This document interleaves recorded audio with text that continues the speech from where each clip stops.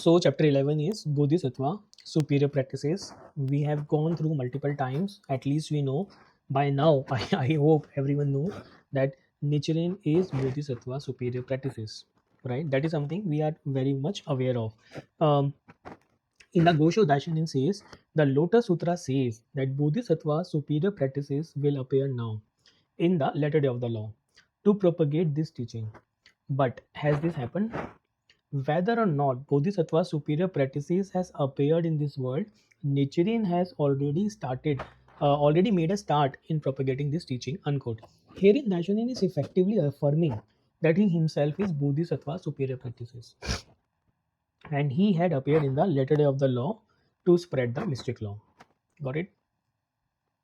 So there is a term called Buddha of true effect. So this is some technicality here, but this is very interesting. Let me try to make you understand what is the meaning of Buddha of true effect. Then we will talk about Buddha of true cause.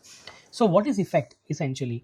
Effect is something which is an outcome of, correct? So somebody need to do certain cause and then effect will come. So think of it like a action and reaction. Okay. So Buddha of true effect, it refers to the enlightened state of Buddhahood, right, which is achieved as a result, so which is an effect. Okay, so it refers to Buddha and the teachings that set forth the ultimate effect of attaining Buddhahood. So all the teachings of attributed to Shakyamuni Buddha falls into this category, which reveals the supreme true effect of Buddha's attainment of enlightenment in the remote past. Since Buddhahood state is beyond ordinary comprehension, the Buddha and the teachings of true effect are essentially seen by people only as a metaphor. They can only imagine कि Buddhahood कैसा होता होगा, because Buddhahood in life state is so wide, so magnanimous that everyone not able to comprehend, right? So whatever teaching Shakyamuni gave in his lifetime, they all are Buddha of true effect, because it symbolizes ultimate effect of enlightenment. We can find some ways to understand it better. So Buddha of true effect can also be learned or memorized. That it is a teaching which is given by the Buddha himself. And who was a Buddha? Shakyamuni Buddha. So whatever he taught from the perspective of the true effect when he became Buddha, right? So we can try to understand from that point of view. So if it is a Buddha of true effect, then what is the meaning of Buddha of true cause, right? So Buddha of true cause refers to the practice Nichiren, or you or me for that matter, we will undertook to realize the ultimate goal of enlightenment. So there are two teachings here which is talking about. One teaching is which is a Buddha of true effect, which was given by the priest by Shakyamuni Buddha, and the one is Buddha of true cause, which is a practice which I need to undergo, then I'll become Buddha, right? So it refers to the teachings that reveal the supreme cause for attaining enlightenment. Got it? So if I need to get the supreme enlightenment, if I need to get a true effect, then there must be some true cause also. So there is a one teaching which talks from the point of view of true effect, that someone has become Buddha, and then the person is talking about. But the person has become Buddha by doing what? What was a true cause that person has done? What was a practice that person has undergone to ultimately realize that goal, right? And since the cause lies on the side of the practitioner, something I can do is cause only. I can do karma. I can only do actions, right? The teaching of true cause are those that expound the ultimate causality for attaining Buddhahood in a way that is relevant to the lives of ordinary people. Ultimate causality for Buddhahood. So what does it mean? That we all can become Buddha. To become a Buddha, we need to create a right cause. That right cause has been termed as a true cause here, and becoming a Buddha is an effect of it, which is termed as the true effect here. Okay, now if I have to do the true cause, then that true cause should be in such a manner that I will be able to do that as an ordinary person, right? And that is the meaning of true cause. What kind of a, which is relevant for the ordinary people to do. It's something which is biteable, it's something which is doable from the ordinary people point of view. Okay, and the Buddhism of true cause is predicated on ordinary people embodying the ultimate law of cause and effect for attaining Buddhahood in their life, just as they are. So that is the meaning of Buddha of true cause and Buddha of true effect. So there is a practice which is attributed to Shakyamuni Buddha, and there is a practice which is attributed to become Shakyamuni Buddha. And that practice basically means doing the right cause, which is none other than true cause, which we are saying true cause. And the idea is we need to make that cause in such a manner that is relevant for ordinary people. And that is the meaning of overall ultimate causality is nothing but the causality of true cause and true effect. Correct? So, because the law of causality is what? Cause and effect. Ultimate causality is law of true cause and true effect. As simple as that. So the problem statement here is what kind of causality I need to do so that I, as an ordinary being, wherever I am, whatever situation I am able to manifest the true effect, right? So that is where Daishonin says, Shakyamuni Buddha, who has attained perfect enlightenment, is our own flesh and blood.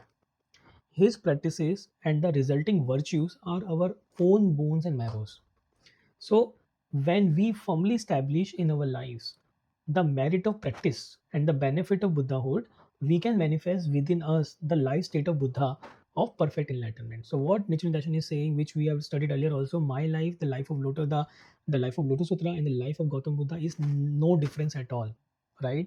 So, Sakshakya Muni practices are our own bones and marrow.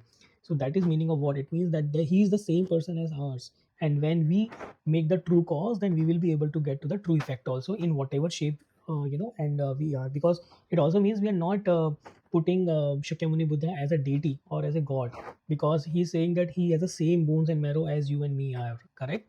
So the idea is that Bodhisattva superior practices will appear in this actual Saha world as an ordinary human being, and to embody it in his own life as a human being, and to then teach and convey it to others in the later day. So that is what the idea is. And Daishonin is the teacher of true cause who will accomplish this great transition in Buddhism, right? So ultimately someone has to take the baton to make that true cause and get the true cause done for the entire humanity, and that is what Nichiren has done.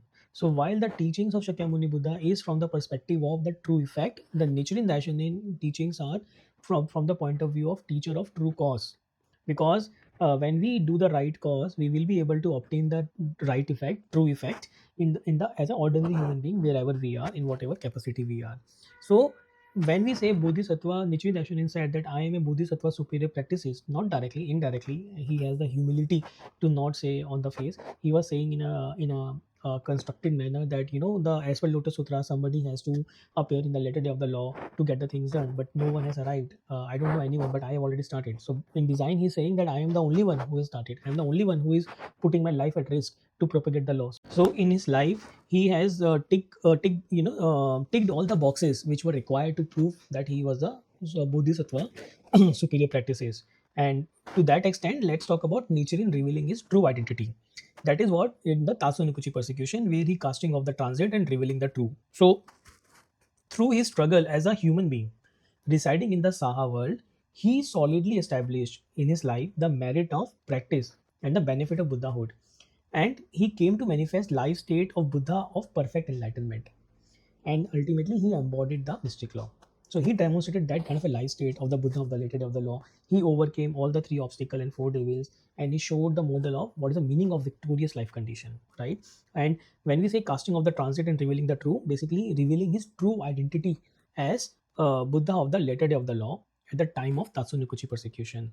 He demonstrated a victorious way of life while battling the three powerful enemies and surmounting the three obstacles and four devils. And by doing so, he set an example of one person confronting and resolutely triumphing over onslaughts from the hindrance of death and devil king. And he has done all the things which was mentioned in Lotus Sutra to really uh, prove and really make understand that he is none other than the Bodhisattva superior practices.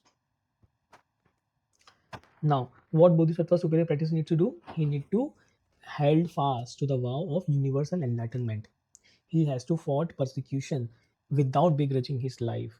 He has to infuse faith into Daimoku and spread it tirelessly, and to treat obstacle as a validation of his mission. And that's exactly what Nichiren Daishonin has done as Bodhisattva superior practices. So throughout his life, Nichiren Daishonin held fast to his vow to enable all people to attain enlightenment and to realize a society where all can live in peace and happiness, which are the aspiration of the Lotus Sutra, correct? And he infused his faith in the Lotus Sutra into the Daimoku of Namyo Renge Kyo, which he chanted and taught to others without sparing his voice. So throughout his life, we discussed in the last chapter also, he invoked at the age of 32 and he died at the age of 60. So for the next 28 years, he devoted his entire being to propagate Myoho Renge Kyo. He talked to authorities, normal human beings, priests, and everyone. He went through a lot of persecutions, exile, no matter what. But he continued on that path without begrudging his life, right? And yet, while encountering momentous obstacles like those described in the Lotus Sutra, he persevered unflinchingly in his struggle without begrudging his life, and he able to triumph over all. So that is how we are able to claim, or he was able to claim, and that is a documentary proof that he has shown through his life that he was the Bodhisattva superior practices. Now we understood that. There was a true Buddha of true effect and Buddha of true cause. So Buddha of true effect may be good for the former and middle day of the law, but if we really want to propagate Buddhism in the latter day of the law, then we need to shift from Buddha of true effect to Buddha of true cause, because we are in the latter day of the law. Uh, we need to get something which the right causes which we need to make as what we are in a current shape and form without moving anywhere to attain enlightenment. That is a need of the hour, that is the need of the time we are living in, correct? And that is the reason there is a shift from true effect to true cause, and that is something, the transition, the ceremony in the air that marks the transition. So the entrustment in Lotus Sutra to Bodhisattva superior practices signifies a major transition from the Buddha of true effect to the Buddha of true cause, right? So Shakyamuni Buddha didn't tell that I'll be doing it again in the later day. He's saying, hey, I entrust you Bodhisattva superior practices to go and live as an ordinary human being, and wherever you are, in whatever conditions you are, and that is where you need to attain enlightenment. To do so, you need to do the true cause, because you will not be Buddha and teaching. You will be an ordinary human being. So you will be making the causes to become a Buddha, right? So that transition is also signified in the ceremony in the air, from the Buddhism of true effect to the Buddhism of true cause. So Shakyamuni Buddha and many treasures Buddha represent Buddha of true effect, and Bodhisattva superior practices embodies the mystic law and spreads the Buddhism of true cause in the Saha world, right? So true cause and true effect refers to the fundamental causality, ultimate causality for the attainment of enlightenment by the Buddhas, right? And like we discussed, there was a reason, there is a rationale why this shift was needed, because both first of all, both true cause and true effect resides within us, and a radical change in the very framework of Buddhist teachings and in the person who serves as a teacher. So this shift was very radical in nature, right? And Lotus Sutra signals future need for new teaching. So there will be a need for the new type of teaching, new way of operating. That was the reason that shift was needed. Look at the compassion and wisdom of Gautam Buddha. He knew so much in advance that in that age, that Buddha of true effect won't fly. Buddha of true course will be required, and the idea of universal enlightenment require accessibility. The practice that is accessible and applicable for all, right? And this true cause practice focus on cause accessible to all, right? And enabling all people to directly realize Buddhahood wherever we are, right? Thus, the substance of entrustment in the Lotus Sutra lies in signaling a change in the teacher and in the teaching, with the focus moving from the true effect to the true cause. So that is something very interesting and radical. That is a point I'm also reading for the first time. True effect to true effect, and that makes total sense to me. The next is mystic law of simultaneity of cause and effect. So let's understand Buddhism of true cause explains this principle. So for ordinary people who are striving to attain the way, the Buddhism of true effect, symbolized by Shakyamuni Buddha and many treasure, is a teaching that can only inspire awe, right? That the goal of enlightenment will seem like a distant dream for ordinary people. It will seem like unreachable object high in heavens, because Buddha of true effect, basically we are trying to in the letter of the law, we are trying to become like Gautam Buddha, and the idea is that ordinary people see Buddha as a god, and we will always be in the awe of that particular persona, right? So when we are doing that, then it becomes very difficult to attain Buddhahood. When it becomes very difficult to understand from the true effect point of view. In contrast, the Buddhism of true cause is a teaching accessible to all that inspires people to propagate the mystic law of simultaneity of cause and effect that Bodhisattva superior practices to lead and embodying his own life. So what does it mean? That we don't know, when we look from the effect point of view, even in our life, when we look from the effect point of view, it becomes very difficult when I'm completely bankrupt as of now, but I say to someone that, when I meet a person of thousands of crores, and then meeting with that person, I'll always be getting, overwhelmed by meeting that person, right? But when I sit with that person and understand the journey, I'll also get a confidence. So the Saha world, the letter of the law, is not about the ultimate outcome. It's about the journey. It's about making the right causes, and making those right causes, in the in our day-to-day being, urban setting, wherever we are, and truly believing that what cause I'm making, is resulting in the right effect. And when we do so, then it becomes something which can be done on a day-to-day basis, right? So mystic law of simultaneity of cause and effect. Because I am doing the true cause, then true effect is going to come, and doing the true cause is something which is in my hand. Let me do the true cause, then the effect will come, right? So enlightenment exists simultaneously with practice, correct? So let me do the cause, and then the effect will come. And it's not consequential in nature, it comes immediately. That's we also understand from the two types of causality, correct? So that was a limitation of true effect also, because in the true effect, we get into the inspires awe, but we feel that we are unreachable. It becomes very distant कि यार अभी मेरे पास 50,000 रुपए नहीं है यार, तू बात कर रहा है 10 करोड़ रुपए की, कहाँ से आएगा? But let's not focus on 10 CR boss. Let's focus on what we are. Let's do the right action at our current time, and in some time we will be able to get right. That's what everyone says. The same goes in case of ordinary people in the Saha world. कि forget about attaining Buddhahood. आप बुद्धा को देख के inspire तो हो रहे हो, but you are making him deity, rather than he is equal to you. Do the actions in your daily life, by chanting Namyo Renge Kyo and taking the action, and then, because of simultaneity of cause and effect, I am doing the true cause, and true effect is going to come, for sure. So that is the meaning of, basically, that was the limitation of true effect which Gautam Buddha, Shakyamuni Buddha understood, and that's the reason that entrustment was also the process of transition from true effect to true cause. Now, that is what we have just talked about. Simultaneity of cause and effect is the true seed. So, mystic law of simultaneity of cause and effect is the true seed of Buddhahood. So, we are seeding it, right? So, Shakyamuni originally became a Buddha by awakening to the existence of this seed and embodying the cause and effect for attaining enlightenment in his life. However, many of the teaching ascribed to Shakyamuni do not mention the seed of Buddhahood itself, and only remain within the realm of Buddhahood of true effect. So, that is what Nichiren Daishonin did. He gave us the seed of Buddhahood, and that is what the true cause is, which is mystic law. And when we do that, when we that seed germinate and sprout in our life, then by design, because of law of true cause and effect, ultimately, that the true attainment of Buddhahood will eventually going to happen. In the case of Gautam Buddha, he talked about a lot of things from the true effect point of view. But what made him Buddha, what seed was there within his life or from the past time, that was something was not preached explicitly. That was only entrusted to Bodhisattva superior practices, because the migration was happening from the type of teaching, from the teaching or the Buddha of true effect to the true cause, right? And Nichiren did that as a Bodhisattva superior practices in the latter day of the law. Not just that, he also inscribed the Gohonzon as the embodiment of cause and effect. He also gave us something very tangible, something which demonstrate his life state, right?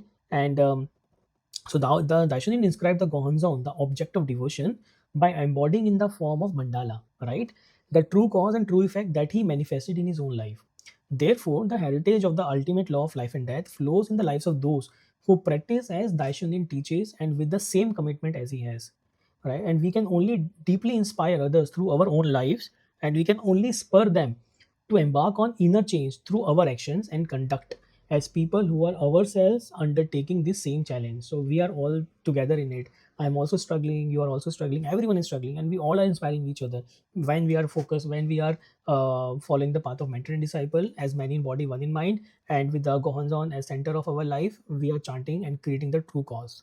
And when we do so, we can break through the closed, hardened shells of people's lives in the letter of the law, which often resemble an inhospitable frozen wasteland. So that is how it has been imagined, that that's how inhospitable and frozen heart would be of people in the latter day of the law. If I really need to crack that hardened shell, then it can only be done when I inspire others through my own life, and based on the chanting Namyo Renge Kyo to the Gohonzon, right?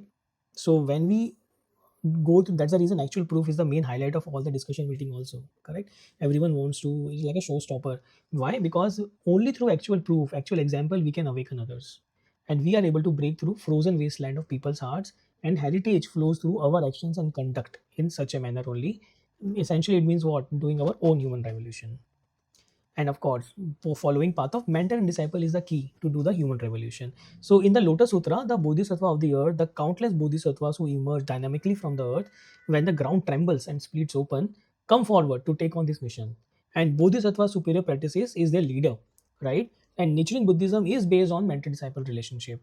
Teaching disciples, so Nichiren what he did, he taught disciples to persevere in life with the same strength and fortitude as the Nichiren himself. That's the reason say muster your faith, and pray to his gods, and whatsoever what sickness cannot be, can be an obstacle. There's so many, lines from the Gosho. Myoho Renge Kyo is like a roar of a lion, or what sickness can therefore be an obstacle. He talked about strengthen your faith day by day, month after month. Should you slacken even a bit, the devilish function will take over. So that is the meaning of the heart of the mentor. Okay. So going forward, um, when people come into contact with the victorious life of a great champion, why mentors example matters? Why? Because when we come into contact with a victorious life of a great champion like the Daishonin, then we can say, hey, I can also do that. I also have the same potential. I'm able to discover that, limitless potential. Like we discussed in the mentor disciple chapter, that the role of the true mentor is to awaken the disciple of the true vow, the great vow they have taken at the eagle peak. That is a call of the mentor. That is the role of the true mentor. And then work selflessly and dedicate the life to achieve that goal. That is the role of true mentor. And to do so, like we discussed, the mentor has to showcase a lot of actual proof in his life also, right? And when we come into contact with such a victorious life, we ourselves get inspired and able to, crack through our own limitation. And that is where the role of Soka Gakkai becomes very important, because ultimately SGI is the one who advances this humanistic people-centered religion. All the first three presidents have demonstrated through their own life, and they're truly inspiring. And when we follow the path of mentor and disciple, then ultimately we will be able to tap the same life force as each of the three mentors have, three first president of the Soka Gakkai has done. And till the time the mentor disciple spirit is there, the heritage of the ultimate law of life and death will flow till eternity. So preservation of this mentor disciple spirit is very important, right? That also means we should have a standalone spirit. Ekla chalore, right? Core of authentic Buddhist practice. No matter, look at the life of nature. No matter if somebody is able to understand or not, I am standing alone with the law. And bodhisattvas of the earth, they are the one who stand alone. No matter if someone is going to the meeting or not, or even the one person is coming, I'll go and have a conduct a discussion meeting. That was attitude of Makiuchi Sensei also, right? And first three presidents has embodied this spirit. When we read about them, we able to get inspired, and they are the one who have built the foundation of modern Kosen-Rufu movement. And if we look at the life of Makiguchi Sensei, the founder of Soka Gakkai, he was the one who stood alone against militarism, and he struggled. He does struggle compared to landing in face of enemy. So he used to say that I'll be such a force that I'll be land in face of enemy. That kind of attitude, Sensei Makiguchi had, and he gave up his life without begrudging at all for the sake of the law. And for similarly, the second Soka Gakkai president who inherited his mentor's legacy, and he awoke to mission in prison. And on his release, he stood up alone in the desolate, war-torn landscape of Japan to rebuild the Soka Gakkai. The self-reliant practice of Mr. Toda marked the full-fledged start of a movement for the practice of all people. Correct? And when we look at Sensei's life, Sensei being the third president inherited a Sokai spirit, and he is the one he embarked on a voyage into the vast ocean, uncharted waters. So he is the one who went out of the Japan to establish the ultimate law of life and death in so many countries. He also stood alone, right? He opened the wide great path of humanistic religion that truly enriches and elevates people and the ideals and endeavors of Soka movement. So that is the kind of the legacy Soka Gakkai has. And so ultimately, what is the meaning of Nichiren Buddhism today? It basically means mentor-disciple relationship, living with every heartbeat with mentor-disciple relationship. Truly transmission continues through Soka Gakkai. Disciples practice with same vow as mentor, and universal enlightenment as a single goal, and making that a reality. So that's it. That's chapter That's it for this chapter. Some things I just wanted to touch upon. True effect basic means the teaching from the enlightened point of view. All the teachings of Shakyamuni and many treasures Buddha, they are inspiring, but it seems very distant. The idea is for the letter of the law, the teaching needs to be from the cause point of view, and which is something accessible for ordinary people, which is embodied by nurturing the Buddha of superior practices, and it's something which is immediate, practical, and transformational. So that is the meaning of true cause and true effect. So this is it from the chapter 11. These are some summaries. Yeah, and that's it. Thank you so much.